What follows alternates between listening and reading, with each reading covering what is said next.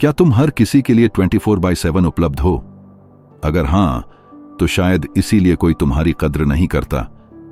यह सवाल सिर्फ सुनने में तीखा है, असल में यह आदमी की आत्मा तक उतरता है, क्योंकि सच्चाई यही है, जो हर समय हां कहता है उसे लोग कभी गंभीरता से नहीं लेते। तुम भी ऐसे कई लोगों को जानते होगे जो हर फोन उठाते हैं, हर वक्त दौड़ते हैं, हर बार मदद के लिए तैयार रहते हैं, और फिर वही लोग उन्हीं के लिए सबसे ज्यादा तुच्छ बना दिए जाते हैं। जब तुम खुद को सस्ता बना देते हो तो दुनिया तुम्हें कभी कीमती नहीं समझती। ये लाइन सिर्फ शब्द नहीं है, ये एक हकीकत है जो लाखों मर्दों की जिंदगी तबाह कर चुकी है। लेकिन क्यों हम हर किसी को खुश करने की कोशिश करते हैं? क्यों हमें ना कहने से डर लगता है? और क्यों ये आदत धीरे धीरे हमें खोखला, बेसुध और कमजोर बना देती है? आज की कहानी एक ऐसे लड़के की है जिसे ना कहना सीखने में सालों लगे, लेकिन उसी दिन से उसकी इज्जत शुरू हुई। अगर तुमने कभी भी खुद को दूसरों के लिए कुर्बान किया है तो ये कहानी तुम्हारे लिए है। पूरी कहानी सुनो, आखिर में तुम्हें वो जवाब मिलेगा जो आज तक किसी ने नहीं दिया। नाम था नीलेश। साधारण लड़का, सीधा सादा, हेल्पफुल, खुश मिजाज, हर किसी की मदद करता था। दोपहर में अगर कोई दोस्त भूखा होता, नीलेश अपना टिफिन दे देता।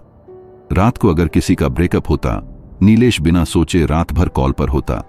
घर में मां की दवाई लाना हो या पड़ोसी की गाड़ी धक्का देना हो, नीलेश हर वक्त यस तैयार लेकर घूमता था। लेकिन उसकी ये आदत धीरे धीरे उसकी सबसे बड़ी कमजोरी बन गई। नाइस गाय का भ्रम।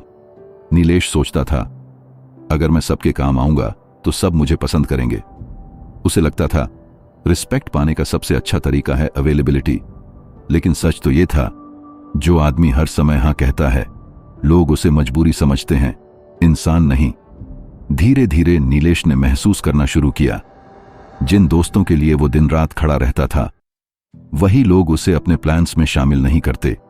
जिस लड़की को वो रोज सपोर्ट करता था, वो लड़की उसे सिर्फ तब याद करती थी जब उसे किसी की जरूरत होती थी।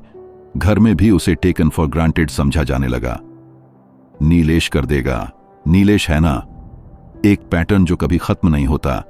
नीलेश हर दिन खुद को खो रहा था, लेकिन उसे दिख नहीं रहा था। उसका मन अंदर से चिल्लाता था, कोई मेरी फिक्र क्यों नहीं करता? लेकिन जवाब वही था जो वो सुनना नहीं चाहता था, क्योंकि तुमने खुद की कभी फिक्र नहीं की। वो सबके लिए 24/7 उपलब्ध था, लेकिन जब वो खुद दुखी होता तो कोई उसकी अवेलेबिलिटी नहीं पूछता था। A call that broke him. एक दिन रात के 11 बजे उसका सबसे करीबी दोस्त रोहन उसे कॉल करता है, भाई आजा, मेरी गाड़ी खराब हो गई है। नीलेश 103 बुखार में था, लेकिन वो फिर भी उठा, गाड़ी लेकर निकल पड़ा। आधे रास्ते में जब वो पहुंचा, रोहन की गाड़ी स्टार्ट हो चुकी थी। वो बस कुछ दोस्तों के साथ बैठकर टाइम पास कर रहा था। नीलेश बोला, भाई तूने कहा था अर्जेंसी है, मैं बीमार हूं। रोहन हंसते हुए बोला, अबे तू तो हर वक्त आता है, सोचा बुला लेते हैं। बस उस दिन कुछ टूट गया। The realisation. नीलेश घर आया और पहली बार उसने खुद को आईने में देखा। बुखार से चेहरा लाल था, लेकिन आंखें और भी ज्यादा जल रही थीं।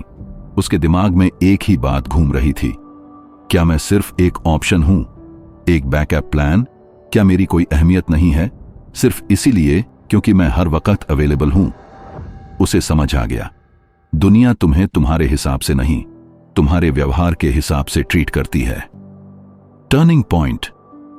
अगले दिन उसने अपने व्हाट्सएप स्टेटस पर सिर्फ एक लाइन लिखी, अब मैं सिर्फ अपनी प्राथमिकताओं के लिए उपलब्ध हूं। धीरे धीरे उसने नो कहना शुरू किया। किसी दोस्त ने लिफ्ट मांगी, भाई आज मुझे खुद टाइम नहीं है। किसी ने कहा, तू तो हमेशा आता था। नीलेश ने मुस्कुराकर जवाब दिया, अब मैं हमेशा खुद के साथ हूं। How life changed. पहले कुछ लोगों ने दूरी बना ली, कुछ ने ताना मारा, लेकिन कुछ हफ्तों बाद वो लोग भी बदल गए। अब लोग नीलेश की अवेलेबिलिटी को सीरियसनेस से देखने लगे। अब अगर वो आता था, लोग मानते थे कि भाई ने वक्त निकाला है। अब उसकी हां में वजन था, अब उसका नो एक मैसेज था। जब तुम खुद की रिस्पेक्ट करते हो, तभी दुनिया तुम्हें रिस्पेक्ट करना शुरू करती है। Final thought. जो आदमी हर समय सबके लिए होता है वो धीरे धीरे खुद के लिए खो जाता है। दुनिया उसी को भाव देती है जो अपनी बाउंड्रीज तय करता है। जो हर किसी को खुश करने में लगा रहता है वो अंत में खुद सबसे दुखी होता है। This was just the beginning.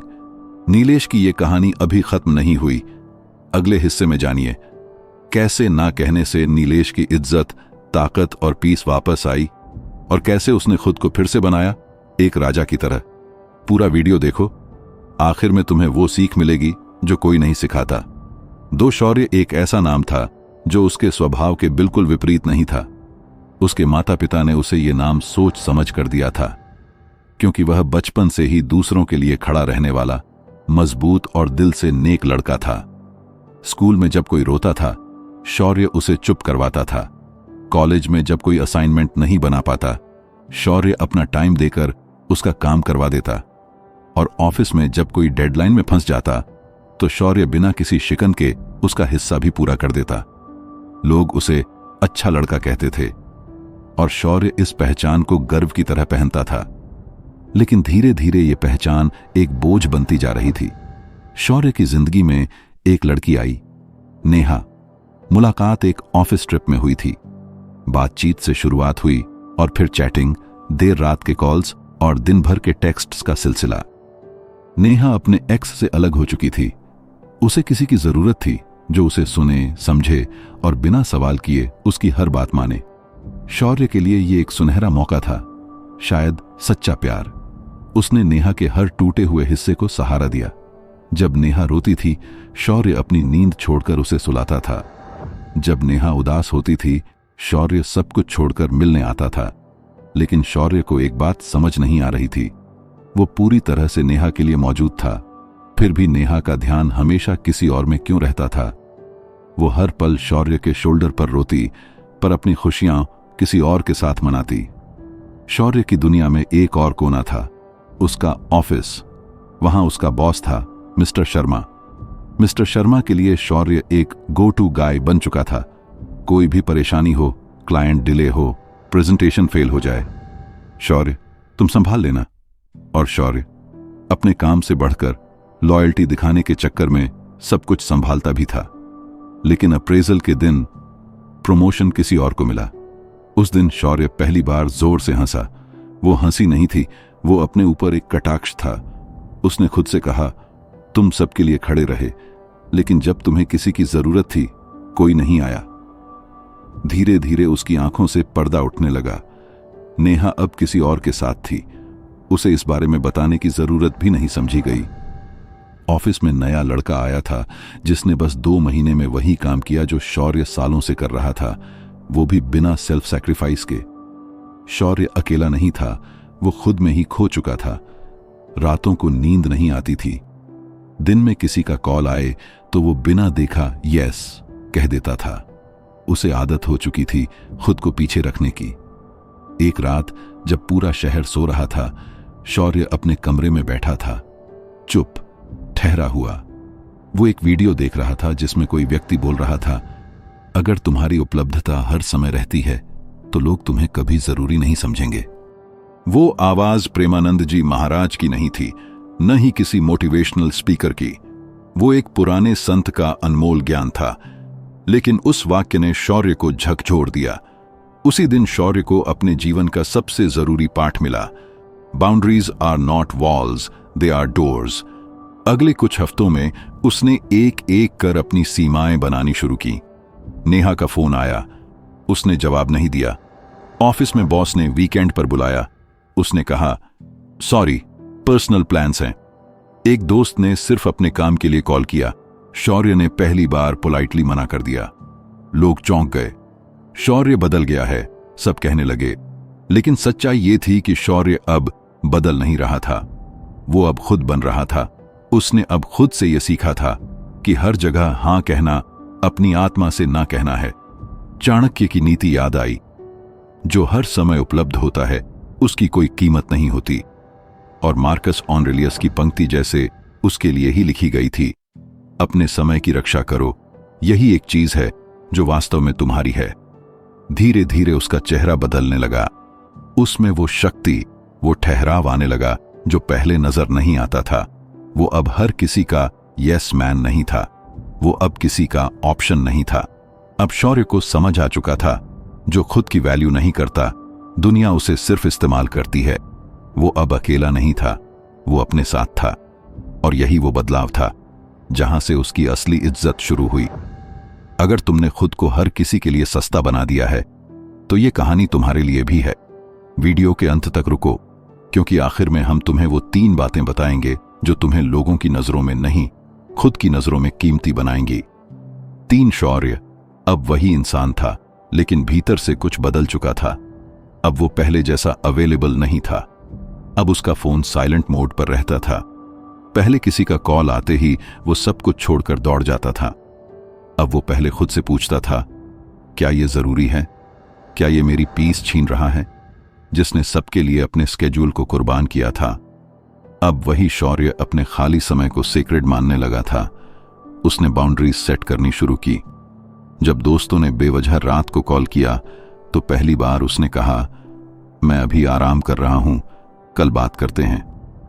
जब किसी पुराने दोस्त ने उससे हेल्प मांगी, लेकिन वही दोस्त जिसने कभी उसकी हेल्प नहीं की थी, शौर्य ने विनम्रता से मना कर दिया। लोग चौंक गए। कुछ ने नाराजगी दिखाई, कुछ ने गॉसिप की। शौर्य घमंडी हो गया है। लेकिन कुछ ने चुपचाप उसकी आंखों में देखकर कहा, तेरे चेहरे पे अब सुकून है। और वही लोग जो कभी उसकी वैल्यू नहीं समझते थे, अब उसी से अपॉइंटमेंट मांगने लगे थे। जिस लड़की ने कभी उसे इमोशनल पिलो बना दिया था, उसने फिर से मैसेज किया, hey, I miss how you used to care. Shaurya ने मैसेज पढ़ा, मुस्कुराया और फिर फोन बंद कर दिया। उसके चेहरे पर अब कोई दर्द नहीं था, कोई उम्मीद नहीं थी, सिर्फ एक शांति थी, एक संतोष कि उसने अब खुद को खोने से इनकार कर दिया है। उसकी इनर वॉइस अब गूंज रही थी, अब मैं अवेलेबल नहीं हूं, अब मैं वैल्यूएबल हूं। अब उसे किसी अप्रूवल की जरूरत नहीं थी। उसे पता था, सेल्फ रिस्पेक्ट वहीं से शुरू होती है जहां अप्रूवल सीकिंग खत्म होती है।